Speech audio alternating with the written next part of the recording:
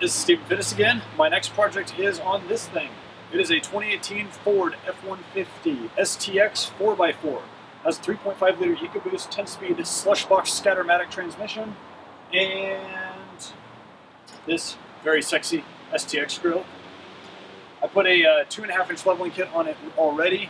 That has done great things for the look of the truck with it being leveled. And I'm going to actually install some reverse lights on this, some LED light pots that'll be backup lights. So I'm going to get this thing spun around and we'll start installing them.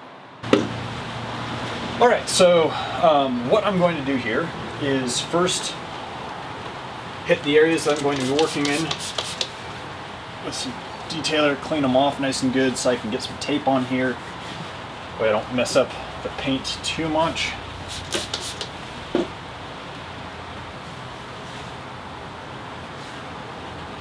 Going to have to be pretty precise on how I make my cuts because there's not a whole lot of room on the outsides of the light pods that I'm using. Yeah, these are light pods. They're 6 LED flush mount. So what I'm going to do is pull off this front bracket right here and pull off this front bracket. That way I can drop a bead of silicone in here. On the last set of these that I had on my old truck, they weren't the flush mounts, but I still got a little bit of moisture intrusion, so I wanted to make sure that I don't get moisture intrusion in, so I'm going to take the sealing into my own hands. Back here is already very well sealed, much better designed. And let's see if I can get some light on here. It's a much better design than what my old ones were, but as far as the sealing goes, I still am going to take a bead of silicone around the inside of this one though. That will also allow me to make a template for my cut. They're going to go roughly here and here. I've got to make sure that I don't hit any of the wires for my backup sensors behind. Otherwise, that will be a problem. And I also want to get rid of my friendly knee knocker here. We all know how good it feels to smash your knee into one of these.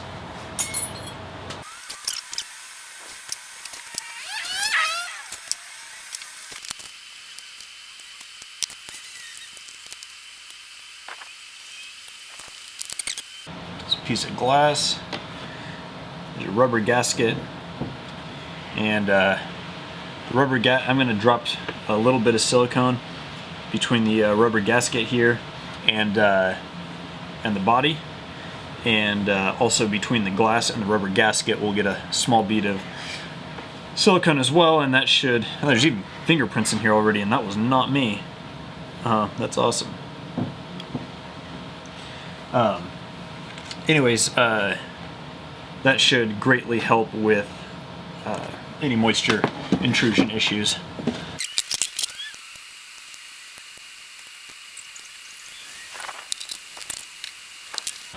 Alright, I've already made one of the stencils here. What I did for that is set this down, trace around the outside with marker, and then cut. So the marker line is actually on the outside of this, and I've got to be pretty close. So as long as I keep my knife cut within the marker line, I'm good. And I did stay within the marker line on this. So now what I'm going to do is take this over to the truck with the blue tape and get everything measured where I want the exact center of the lights to be, and then transfer this shape onto the truck, and that way I've got my cut lines on the tape. Now I've got my the back cover for the light that's going to sit on here, and then obviously the light's going to be in the center of this, and I need to decide where in this area I'm going to mount the light based on what I see behind the bumper, and from there I'll measure the top to bottom, make sure it's perfectly level, trace the square on the inside of this, and then I'll center, so if this is on here, trace that square, and then I'll center this piece on that square and trace the line on my stencil here, and that will tell me where exactly I need to cut out of my bumper. This is a one and done thing, so I have to get this perfectly right. and it looks like there are no wires and no obstructions behind it anywhere on this blue tape on this side, and it is the same story for the other side. So I'm going to start deciding where I want to put this, where I think it's going to look best, and continue on.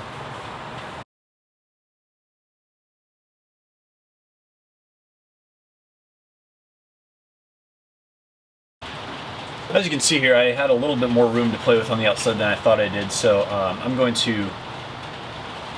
still going to cut conservatively, but definitely going to make sure that I've got enough room to get this in on the first try, and also have enough room for the holes and everything to be covered and look nice and clean on this. But yeah, I'm going to go ahead and do this on the other side. I'm not going to film that, I'm just going to do this. You saw the process just now. No need to show you twice. Okay, so I have both sides drawn up. Everything has been measured twice, so I should only have to cut once. All I have is one chance to cut, so it's got to be cut once. I decided to draw the bracket on the outside where that's going to be as well, just to make sure that everything clears. And so I'm going to go ahead and cut out my centerpiece here, and then I'll test fit the actual light itself.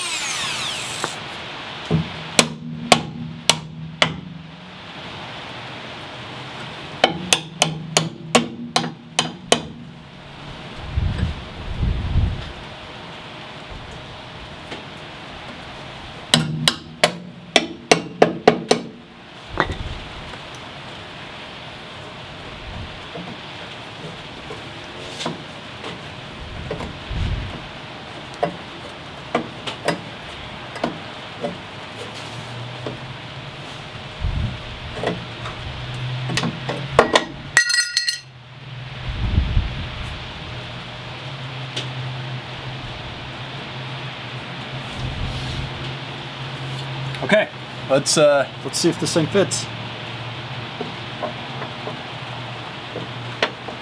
It does, and I've got just a little bit of room to get it perfectly level.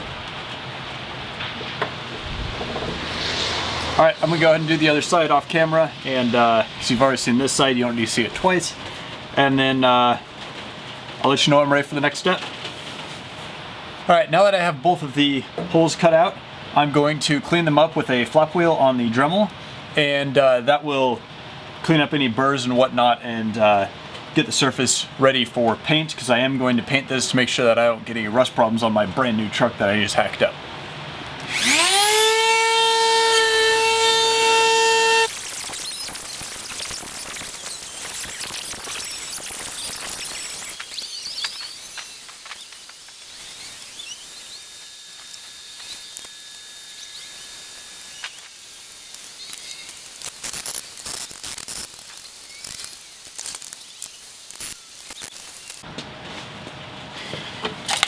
So I'm actually going to take the camera away while I'm painting, because I don't need paint on my lens. I'll bring this back after I'm done painting. I'm out of RTV, so I'm just going to put this back together without any RTV in here. And if I get moisture intrusion, so be it. If not, then screw it. I'm just going to let it be as it is. These are a much better design than the previous ones, so I'm not as worried as I would be if they were the same design as the previous ones, but still would rather have the RTV in there just to be safe.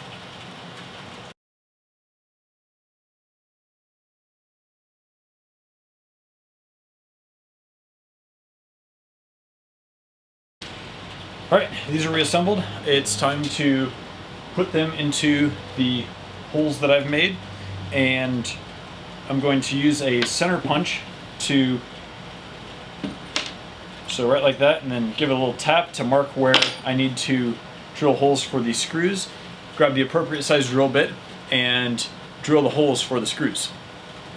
Now that I've got the lights reassembled, I'm going to insert them into the holes once I remove the tape, and then retake a few measurements, then use a center punch,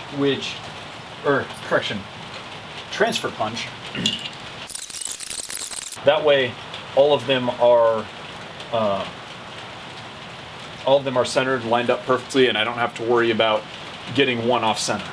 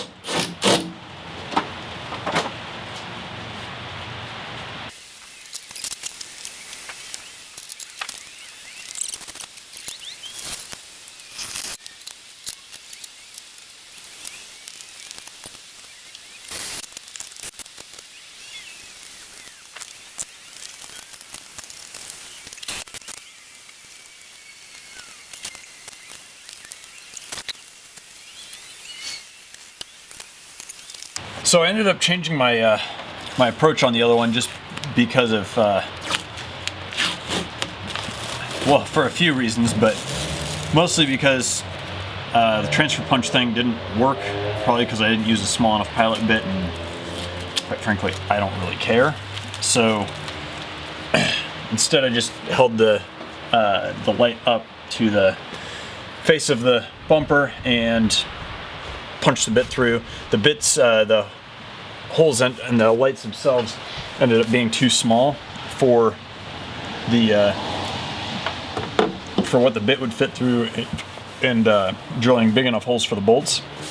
So I just reamed everything out all at the same time. Everything works on that side. So now I'm going to do this one here. I'm going to start by cleaning up the paint that I put on here, just bringing it in a little bit. I cut a little too far around the outside of the square. I should have come in like right on the edge of the square with the X-Acto knife, but I didn't. So I'm going to clean up some of my mess here with brake cleaner, and then get this light installed.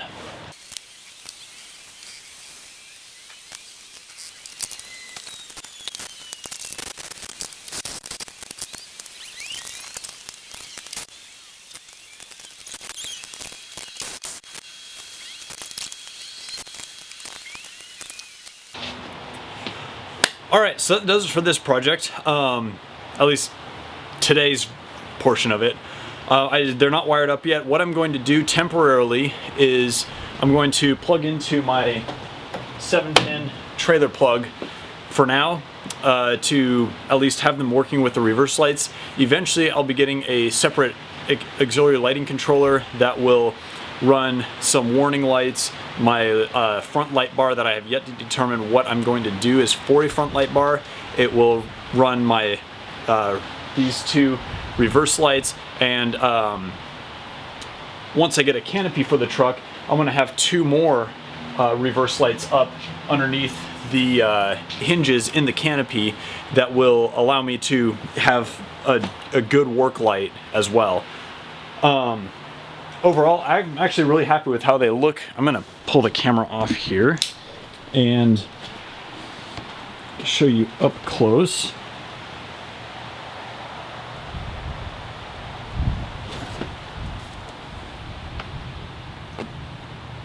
So that's how the install looks up close. I was a little sloppy in some parts, but overall, I'm actually pretty happy with how they look. Anyways, I cannot wait to get these plugged into the trailer brake harness. That will really help backing up. I have the backup camera here, which has its own little dinky light, but it doesn't do that great of a job when it comes to nighttime backing up. So having the auxiliary lights will help immensely, especially once I get the dump trailer, when I'm hitching up the dump trailer at night. Thanks for watching. If you like this, let me know in the comments. I will continue to make these videos as I continue to build both my truck and my car, and I'm also going to go back and cover some things I've already done on my car and go over a few things with the level kit that I put on the truck as well, because there were some things that I had to do that other people haven't had to do on the leveling kit. And then also I know I've had a lot of questions from people on the car, so I want to cover a bunch of details on the car build in a video with me explaining why I did what I did, because I don't do things by kit, I do things by how is it going to work for me. Just like the laptop mount video that I did in the last one, there's RAM mounts out there. They're about 200 bucks and they do a good job, but they don't do what I needed it to do. And so I spent probably the last year looking for a good viable option for a laptop mount, and that's kind of how my projects go. Some of them, there's products already available, like this one. Other projects that I do, there's not a product that's readily available built for a purpose, so I come up with my own way to do things. And that's kind of where I want my channel here to go. So, like I said, if you like what you see, if you've got questions, let me know in the comments. I'll do my best to be better about answering comments on YouTube videos now, and we'll see where this channel goes. Thanks for watching.